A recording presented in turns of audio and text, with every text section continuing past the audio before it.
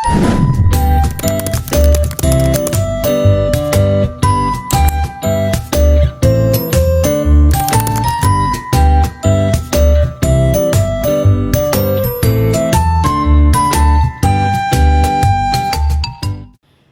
assalamualaikum warahmatullahi wabarakatuh. Perkenalkan, nama saya Sri Rezeki Putri Kusuma Dewi dengan NIM 1930104235. Di sini saya akan menjelaskan tentang sumber-sumber hukum Islam yang disepakati oleh Al-Quran.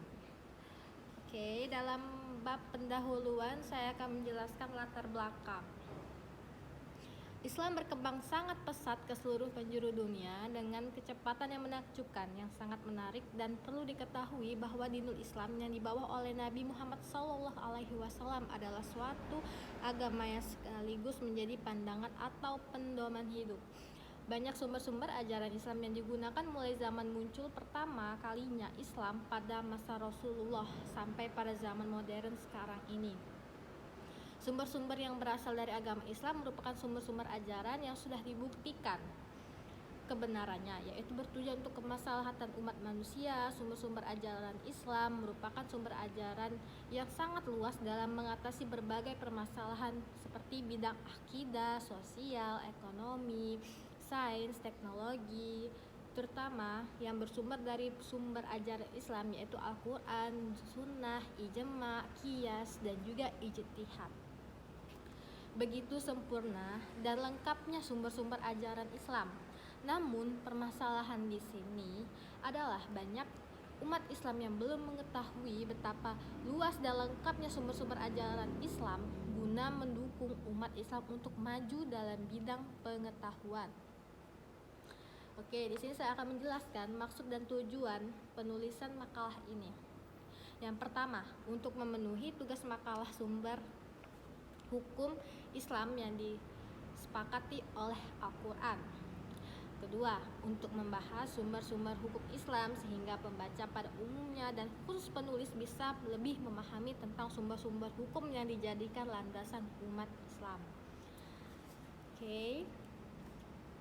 Dan di sini kita akan masuk di pembahasan ya. Di sini ada macam-macam sumber ajaran Islam. Nah, sumber adalah tempat pengembalian, rujukan, atau acuan dalam penyelenggaraan ajaran Islam. Karena itulah sumber memiliki peranan yang sangat penting bagi pelaksanaan ajaran Islam. Dari sumber inilah umat Islam dapat memiliki pedoman tertentu untuk melaksanakan proses ajaran Islam. Tanpa adanya suatu sumber, maka umat Islam akan terombang-ambing. Nah, jadi kalau kita tidak ada kalau kita ini tidak ada pedoman dalam hidup, apalagi kan Islam pedoman umat Islam itu kan Al-Quran. Jadi kalau kita tidak ada pedoman hidup, kita seperti tidak tahu arah gitu, terombang-ambing. Hidup kita tidak beraturan. Nah, jadi makanya Al-Quran ini mengajarkan kita pada sumber-sumber ajaran Islam.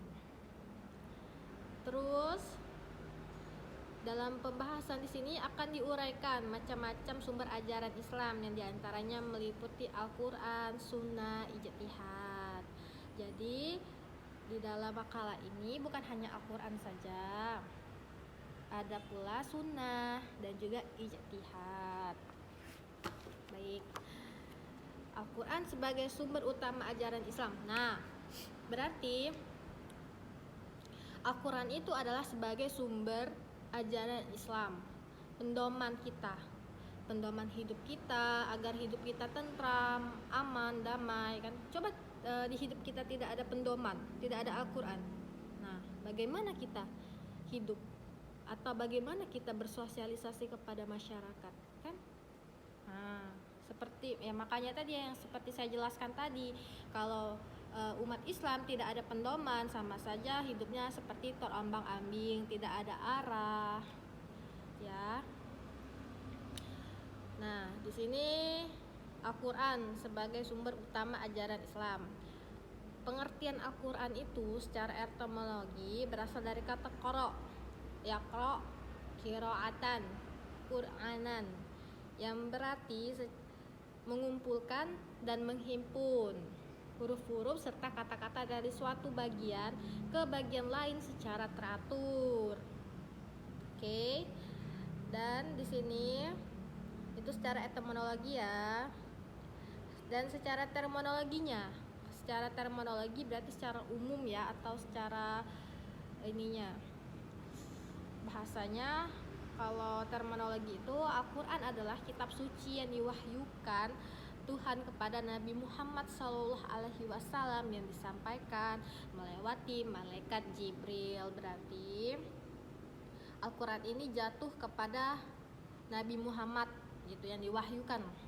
Nah, yang dikomunikasikan dengan bahasa Arab, harus dipercayai tanpa syarat dan menjadi pedoman bagi para pengikutnya, yaitu umat Islam di seluruh dunia. Pengertian Al-Quran dari segi terminologi dapat dipahami dari pandangan ulama yang berbeda-beda. Begitu. Oke.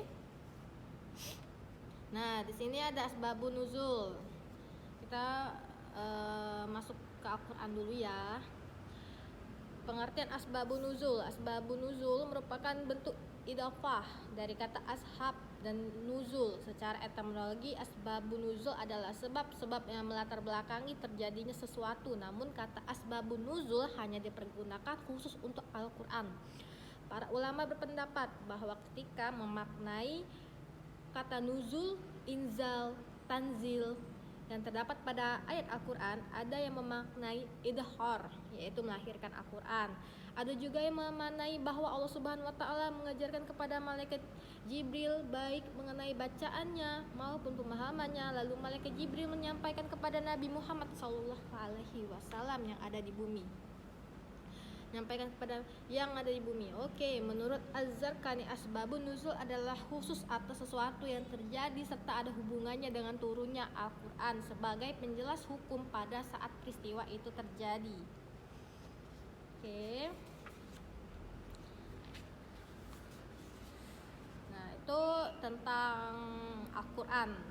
Oke, jadi sumber Islam ini Al-Quran. Yang pendomannya itu yang paling utama itu ya Al-Quran.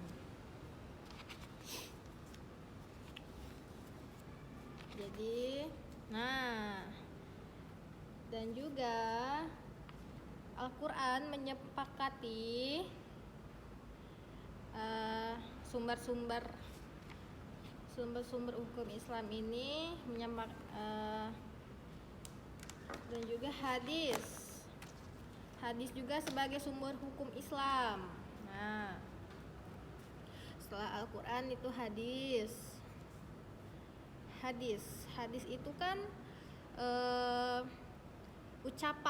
ucapan Rasulullah yang didengar oleh para sahabat. Nah, lalu para sahabat ini menyampaikan kepada orang-orang bahwa apa yang dikatakan Rasulullah itu adalah sunnah. Nah, benar kan? Oke. Jadi kalau hadis itu kan langsung perkataan dari Rasulullah yang didengar oleh para sahabat.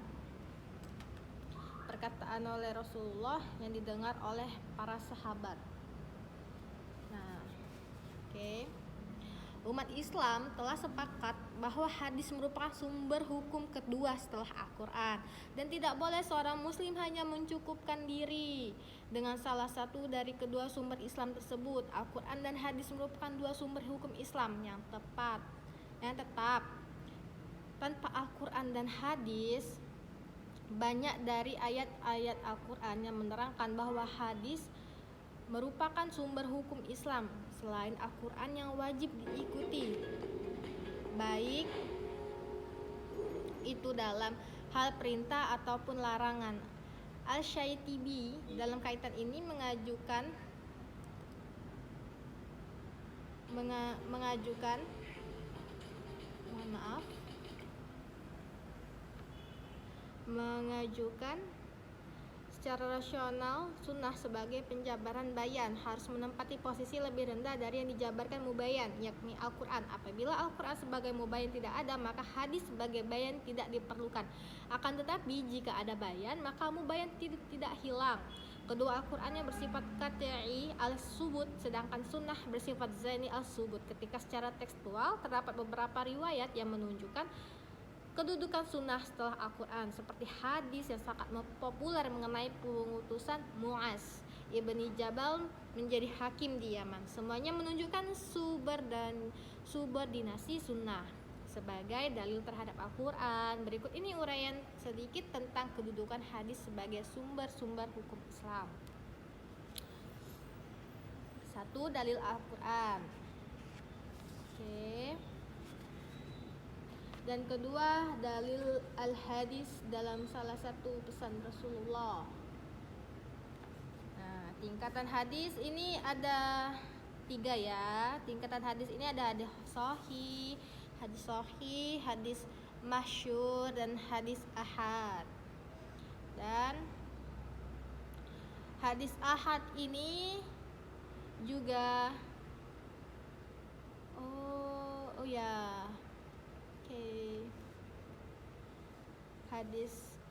Hadis sahih yaitu hadis yang perawinya berkesinambungan, diterima oleh perawi yang adil dan dobit adil, artinya memiliki sifat yaitu muslim. Terus dewasa, sehat akal, dan tak pernah berbuat dosa. Kalau dobit itu yang kuat hafalannya, cermat dan tepat tanggapan. Terus hadis ini tuh berjumlah kisaran 1, 2, 3. Terbagi menjadi 3 jenis, yaitu hadis mutawatir, hadis masyhur, dan juga hadis ahad. Hadis sahih yaitu hadis yang perawinya berkesinambungan, diterima dari yang tadi ya.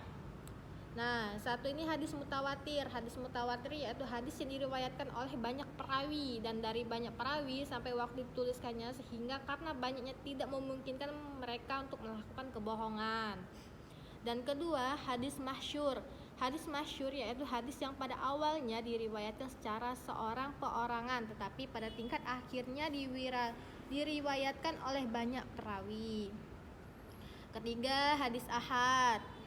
Hadis ahad yaitu hadis yang diriwayatkan oleh seseorang ke seseorang hingga ditulisnya. Nah, berarti dari orang ke orang gitu. Dan kedua itu ada hadis hasan, yaitu hadis yang sanadnya berkesinambungan, disampaikan oleh perawi yang adil tetapi kurang kedobitannya, kekuatan hafalannya. Berarti cukup ibarat katanya itu kurang gitu, kekuatan hafalannya itu, kedobitannya itu kurang, hafalannya kurang, terbebas dari cacat dan tidak bertentangan dengan riwayat yang lebih kuat. Nah, hadis dhaif yaitu hadis yang tidak memenuhi kriteria hadis dan hadis hasan. Jadi baik dalam sanad rawi atau mengandung cacat dan bertentangan dengan riwayat yang lebih kuat. Ada beberapa jenis dhaif, diantaranya hadis mursal, 2 hadis mutqati, 3 hadis maqlub, 4 hadis munkar, dan kelima hadis matruk. Nah, gitu. Dan di sini juga ada ijtihad. Ijtihad memiliki arti kesungguhan, yaitu mengerjakan sesuatu dengan segala kesungguhan. Ijtihad dari sudut istilah berarti menggunakan seluruh potensi nalar secara maksimal dan optimal untuk mengistibat suatu hukum agama yang dilakukan oleh seseorang atau sekelompok ulama yang memenuhi persyaratan tertentu. Berarti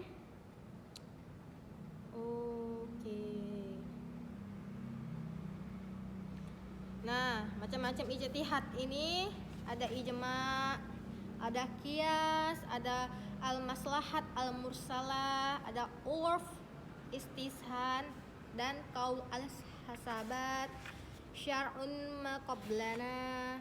Nah, kita masuk di ijma ya. Ijma berarti menghimpun, mengumpulkan atau bersatu dalam pendapat, dengan kata-kata merupakan konsensus yang terjadi di kalangan para mujtahid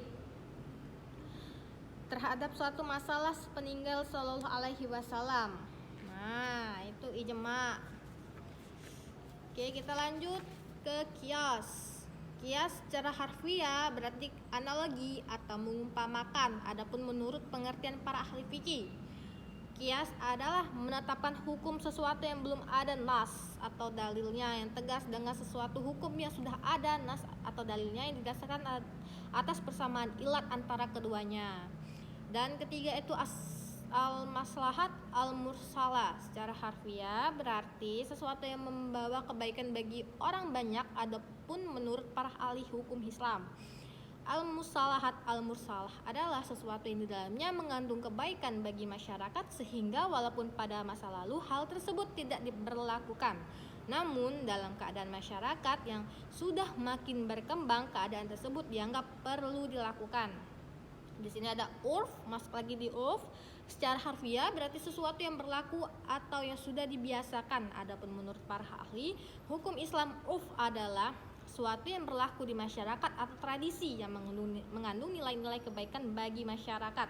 Nah, dan yang ke 1, 2, 3, 4, 5 ya ini ya. Yang kelima ini secara istisan. Nah, masuk ke dalam istisan secara harfiah berarti memandang sesuatu yang baik menurut Islam. Istisan artinya segala sesuatu yang dipandang manusia pada umumnya. Nah, sebagai hal baik dan tidak bertentangan dengan Al-Quran dan Sunnah. Nah, penggunaan istisan ini diantara lain didasarkan oleh pada sabda Rasulullah yang artinya segala. Baik, itu dia penjelasan dari saya tentang sumber-sumber hukum yang disepakati oleh Al-Quran. Baik dan kurangnya mohon dimaafkan. Saya izin pamit. Wassalamualaikum warahmatullahi wabarakatuh.